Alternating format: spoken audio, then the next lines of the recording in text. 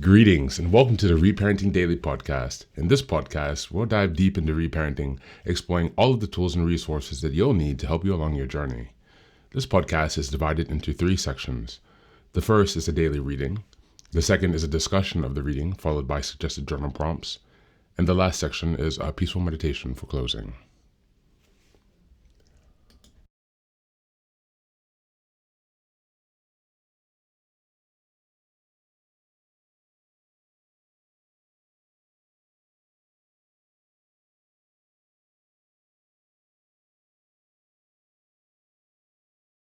Good morning, good afternoon, and good evening from whenever and wherever you're joining us.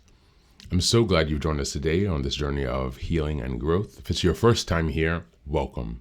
Please don't forget to like, share, subscribe to this podcast wherever you're following. Your support helps us to reach more people who may benefit from this very important work. And also, if you're enjoying this content, please consider leaving us a 5-star review on Apple or Spotify. It really makes a huge difference in allowing us to spread the word and to build a supportive community. Now, just a quick few updates before we dive in. First, I'd like to invite you to join our new Patreon community. By becoming a member, you'll gain access to many resources, and we'll also gain access to 3 weekly meetings. On Sundays, we have a group meditation. On Tuesdays, we have a book club discussion.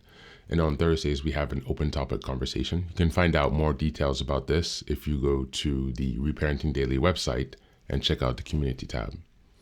In addition to that, we've also created a WhatsApp group to foster daily connection and support where you can reach out and find other fellow travelers along the journey. It's just one of the many ways we're building their network of resources to help you along your reparenting journey. The next announcement I'd like to share is that I just released 2 new books designed to enhance your reparenting experience. The first is a Reparenting Daily journal. This journal aligns with the podcast and is structured by monthly themes with weekly sub-themes to guide your reflections. Starting on January 1st in 2025, the coming year, this journal will follow along with each episode of the podcast, offering an interactive way to deepen your practice of reparenting while staying engaged. You can find this on Amazon, and you can also find it on the website if you go to the bookstore tab. The second book is Fairy Tales for Reparenting, Volume 1. This is a deeply personal project that's close to my heart. It's a collection of fairy tales crafted to inspire hope, connection, and healing for your reparenting journey.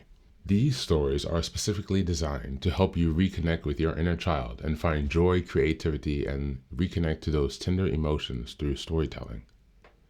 Think of it as a playful yet profound companion on your reparenting journey.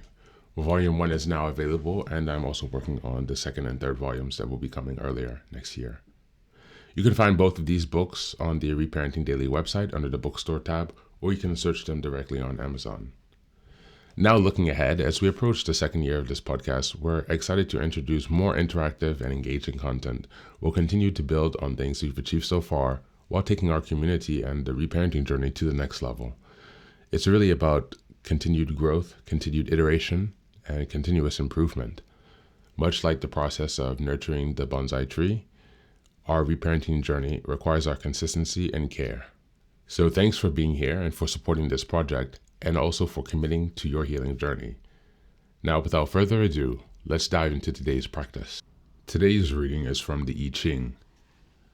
Today we're reading number 27, The Corners of the Mouth Providing Nourishment. Give proper nourishment to yourself and others. The image of this hexagram is that of an open mouth.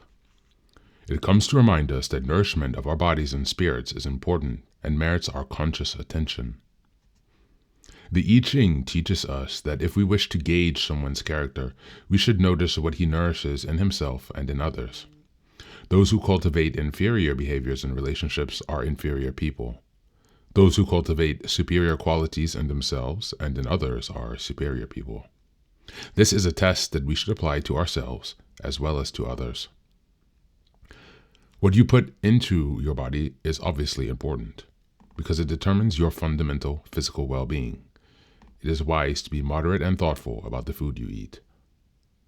What you put into your mind is even more significant, and regulating it is a more subtle art. This hexagram gives us 3-part advice on that subject. First counsel is that we should not feed our minds on desire. When we forego our equanimity and begin to desire something or someone, a host of other inferior influences come into play. We become ambitious about obtaining the object of our desires. We become fearful that we will not. If we do achieve it, our ego is gratified and strengthened, and it soon issues another demand for us to meet. A self-reinforcing cycle of negativity is thus created. Therefore, it is wise to hold yourself free from desire.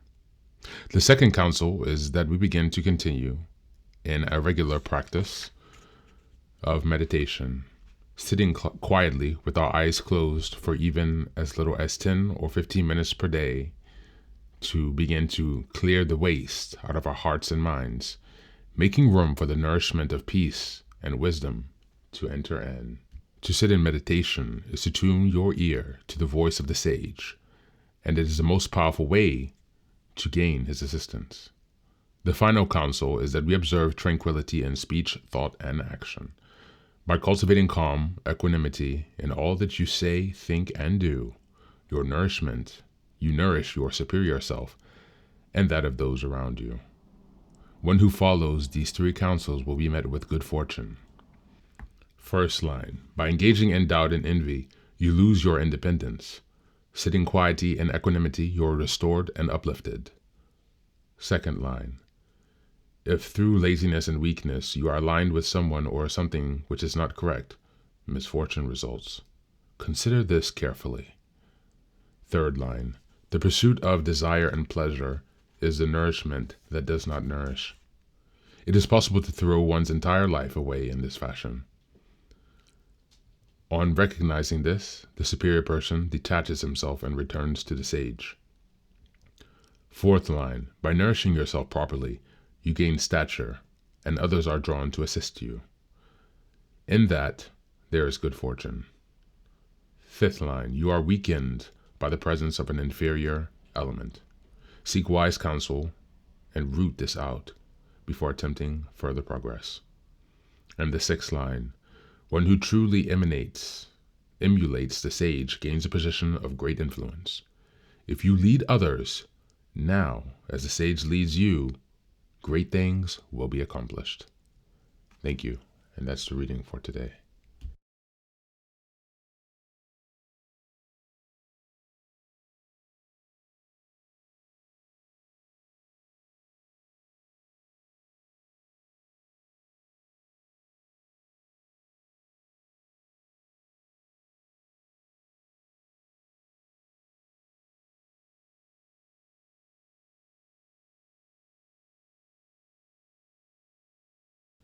Welcome back.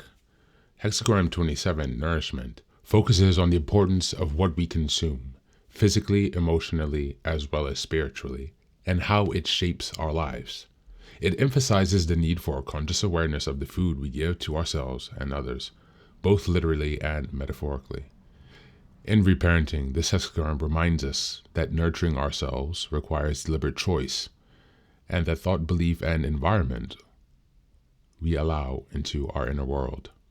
Reparenting through the lens of Hexagram 27 involves learning to nourish our inner child with kindness, love, and positive reinforcements while eliminating the junk food of harmful self-talk, negative influences, and unhealthy habits. Just as proper nutrition sustains the body, self-care and mindfulness practices sustain emotional well-being. This hexagram underscores the significance of taking responsibility for our inner nourishment, ensuring that what we feed ourselves supports our growth and healing.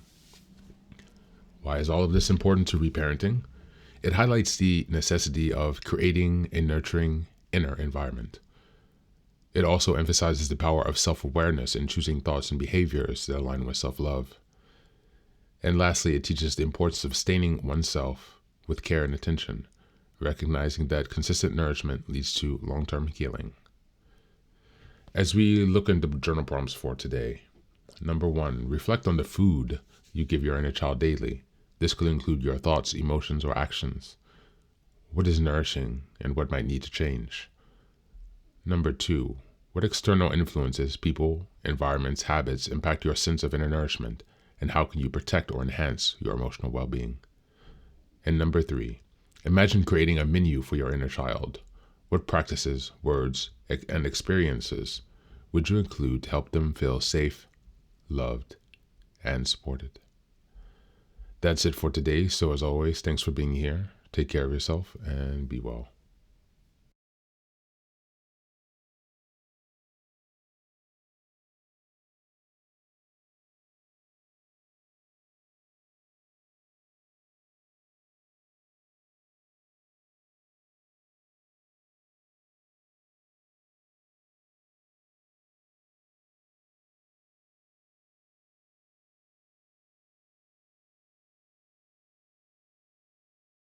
And now, let us move on to the final section, the daily meditation. This is an unguided meditation, and I will simply provide some music where you can take some time to relax. Please feel free to choose a location and a place where you feel safe and where you can be undisturbed for the next 10 minutes. You can choose to be sitting, standing, laying down, as you like, whatever makes you comfortable. Thanks for being here and enjoy the meditation.